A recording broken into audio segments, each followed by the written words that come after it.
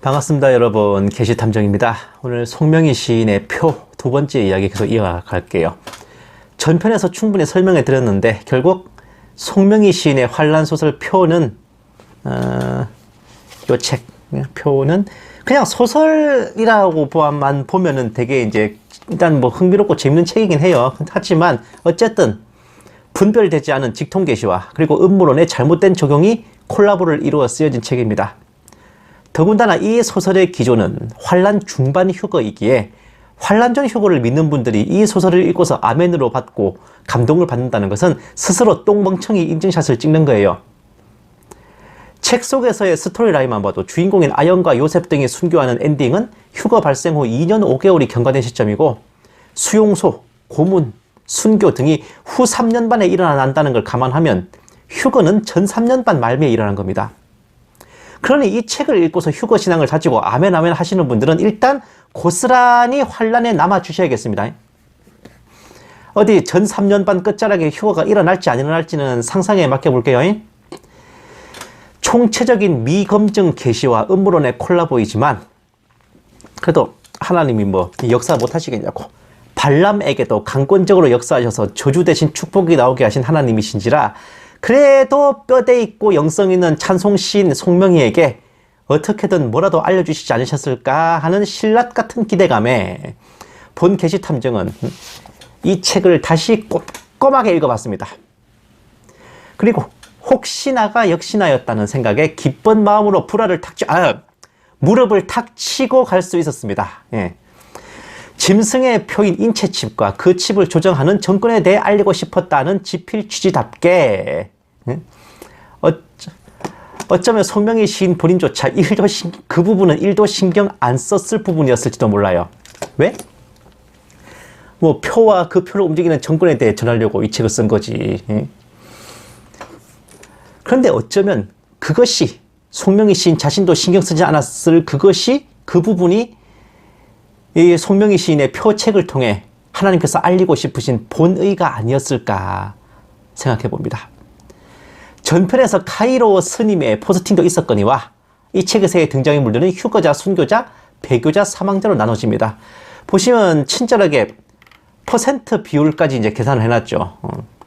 휴거자 30%, 표받은 30%, 순교자 20%, 그냥 사망자 20%. 자, 계속 보실게요. 충격적인 인물은 최원철 목사인데 누구보다 재림과 환란에 대해 설교를 했던 목사. 해고 후에는 부름선교단을 조직했고 전단지를 만들어 안전칩이 짐승의 표라고 알리고 이런 그가 왜 짐승의 표를 받고 배교자가 된 것일까? 카이로 스님을 충격의 도가니탕에 빠지게 했던 최원철 목사의 휴거 탈락과 배교입니다. 그의 고백에 따르면 휴거될 걸로 믿었는데 탈락하자 배신감과 실망감에 고의적으로 배도했다. 내가 하나님을 배신한 게 아니지. 배신하게 게 아니. 이제 카이로 스님 진짜 이거 맞춤법이 와 이러노? 그가 날 배신한 거야. 내가 그토록 충성을 했지만 그는 날 버렸어. 그래서 난 다른 주인을 받아들였지. 자, 다시 처음 이제 퍼센트로 와가지고 일반 사망자를 제외하고 사실상 휴거자, 표받은 배교자, 순교자 그룹이 이제 제일 핵심인데 본 게시탐정이 표 소설을 주의 깊게 읽으면서 매우 흥미로운 걸 발견했습니다. 그것은 뭐냐? 잠들어 있는 자만이 아니라 깨어 있었던 자들도 모두 휴거에 탈락했다는 사실입니다. 마지막 때의 시대의 징조와 재림과 휴거 이런 것을 숙지하면서 깨어 있다는 자들도 휴거에 탈락했어.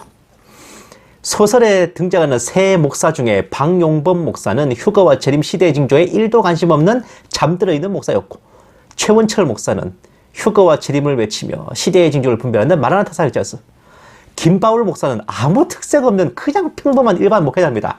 그런데 휴거된 주의 종은 김바울 목사였습니다.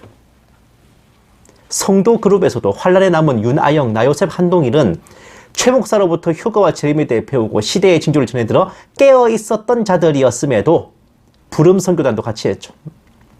근데도 정작 휴거에 탈락해서 환란에 남았고 오히려 별 특색 없는 그냥 평범한 성도였던 서진아와 그 어머니인 이집사 그리고 박 목사 딸 방안나가 휴거됐습니다.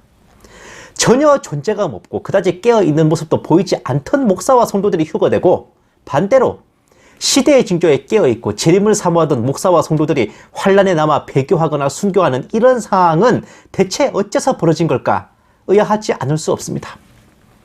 여기에 대해 마라나타 사역자, 휴거 사역자들은 이 이유를 설명할 수 있을까요? 송명희 시인의 표를 거짓 계시로 쓰여진 불쏘시개라고 해버리면 참 간단한 답변이긴 한데, 마라나타 사역자들은 이미 이 소설을 하나님의 계시라고 인정한 상태이기 때문에 말문이 막힐 수밖에 없습니다. 보시면 카이로 스님의 설명에 의하면 깨어서 휴거를 설교한다거나 재림을 준비한다고 해서 당연히 휴거되는 건 아닐 것이다. 섭섭한 마음을 제어하지 못한 것은 그가 평소에 분노를 다스리지 못하고 교만했다는 증거, 충성하지 못하는 신자들을 볼 때나 재림신앙이 없는 신자들을 보고 입을 삐죽거리거나 비웃었을지도 모른다. 자신은 재림 설교를 하고 있으니 틀림없이 휴거될 것이며 선택받았다는 자만감, 주님을 기다리는 신자들도 조심해야 할 모습이다. 어떤 일을 한다는 것에 앞서 중요한 것은 진실과 겸손, 신부들은 더 낮아지고 비어지고 매일 죽어져야 한다. 이 스님 설명에 의하면 깨어서 휴거 설교하고 재림 준비한다고 휴거되는 거 당연한 거 아니다. 뭐 평소에 분노를 못 다스렸네, 교만했네. 재림 신앙 없고 충성도 낮은 성도들을 보며 비웃었다. 택함 받았다는 자만감에 빠져 있었을 거다. 진실과 겸손이 중요하다. 먼 서쪽에 흐르는 바닷물처럼 불투명한 소리만 하시네요. 참으로 유감스럽게도 카이로 스님의 설명과 달리 소설 속에서의 묘사만 보면 이 최 목사는 분노, 교만, 비웃음, 자만함, 이런 모습이 전혀 보이지 않고 꽤나 모범적인 마라나타 사역자입니다. 말 그대로 신실하고 진실하게 휴거와 재림을 사모하고 시대의 징조를 외치며 전했던 그런 인물이었어요. 개인적인 살인 사용 이런 것도 솔직히 별로 안 보였습니다. 그럼에도 불구하고 휴거에 탈락한 거예요. 그러니 그 근본적인 원인을 찾아야지 소설에 나오지도 않는 부분을 지어내서 갖다 붙일 필요는 없습니다. 본 계시탐정의 추리가 시작되는 건 여기서부터입니다. 바로 이런 이유로 본 계시탐정은 이 송명희 시인의 표책 전체에서 그 부분만큼은 정말로 하나님께서 송명희 시인에게 조명을 주셔서 쓰게 하신 것이라 생각하는 거예요. 송 시인은 그저 휴거와 재림을 사모하며 시대의 징조를 분별하는 이상적인 깨어있는 주의 종을 묘사하고 싶었겠지만, 하나님께서는 현 마라나타 업계의 휴거 사역자들의 본질과 영성을 가감없이 꿰뚫어 보시고 그들의 결말을 알려주신 겁니다. 다른 어떤 것보다도 구원의 확신이 없는 자는 무조건 휴거 탈락입니다. 구원에 있어 결정적인 것은 구원론이지 종말론이 아니에요. 헌데 마라나타 사역자들은 구원론에 무관심하고 종말론에만 치중하여 외치고들 있죠. 그러니 휴거와 재림을 전하고 시대의 징조를 외치는 자들은 복음에 잠들고 종말에 깨어있는 주객이 전도된 상태가 된 겁니다. 예수님께서 다시 오신다라고 외치면서 그 다시 오실 예수님에 대해서는 안전해. 저들이 전매 특허라도 낸 듯이 사용하는 깨어있다라는 말의 성경적 팩트는요, 불신자 상태였다가 복음을 깨닫고 예수님을 영접한 후 구원의 확신을 얻었다라는 의미입니다. 그걸 보고 깨어있다고 하는 거예요.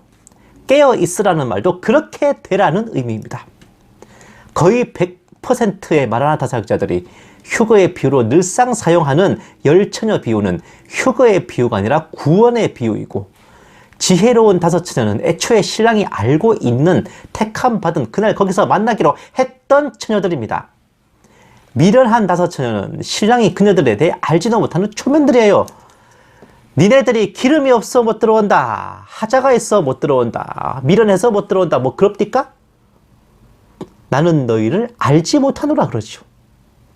처녀들끼리는 서로 아는 사이야. 근데요, 신랑은 그 지혜로운 다섯 처녀만 알지, 미련한 다섯 처녀는 신랑과 모르는 사이입니다. 그러니까 뭡니까? 한마디로 구원은 미리부터 예정돼서 택함 받는 거라는 걸 가르쳐 주는 게 열처녀 비유이지, 등잔에 기름을 어떻게 채워라, 뭐 신부단장하여 들림받자, 이런 개념을 알려주는 게 아니란 말입니다. 지금 본 계시탐정이 말한 것처럼 이렇게 가르치는 마라나타 사역자, 휴거 사역자 보신 적 있으세요? 거의 100%의 마라나타 사역자들, 그 무슨 휴거 복음을 전한다는 사역자들은 신부단장을 운운하며 은혜의 구원을 값싼 구원으로 치부하고 구원의 확신은 개나줘라 하면서 이러면 휴거 탈락한다, 저러면 취소된다 라며 떠드는 실정입니다. 휴거 신부가 되려면 행위를 어쩌라느니, 하루에 기도를 몇 시간씩 하라느니, 별 우습지도 않은 조건들을 갖다 붙이면서 휴거를 사모하는 성도들의 영과 육을 쥐어짜는 게 비제를 넘어 일상다반사인데, 결국 그 동네 구원론은 자유의지로 자력갱생하겠다는 알미니안주의와 행위의 구원과 일맥상통할 뿐입니다. 거기다가 계시와 환상이 덧붙여지고 날짜를 찍는 시한부 쇼까지 곁들여지면 이거는 뭐 살려달라고 비는 게 아니라 죽여달라고 빌어야 될 판이에요. 이런 것이 작금의 휴거 사역자, 마라나타 사역자들의 실태이고, 표소설 속의 최원철 목사의 휴거 탈락은 당연한 수순이었던 겁니다. 결국 그렇게나 열심히 휴거를 전하고 징조를 분별하다가 정작 그 자신이 휴거에 탈락했고, 그의 결말은 슬피 울며 이를 가는 걸로 끝났습니다.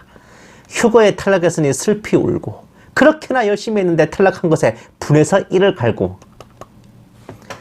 카이로스 블로그와 빵월서기를 비롯한 수많은 마라나타 사역자, 휴거 사역자들이 있고, 그들 대부분이 송명희 시인의 표소설을 읽었을 것이고 자기네 성도들에게도 적극 권해주었겠지만, 과연 표소설을 보면서 이 부분을 캐치한 사람이 얼마나 될까, 저는 심히 의문이란 말입니다. 꼭 자기네들을 묘사한 듯한 최 목사가 휴거에 탈락하고 표를 받아 짐승정부의 앞잡이가 된 것을 보며 기분만 더럽고 말았을까요? 깨닫지는 못하고. 뭐 그렇더라도 썩 나쁘진 않습니다. 그게 니네들 자업자득일 테니까요. 감사합니다. 게시탐정이었습니다.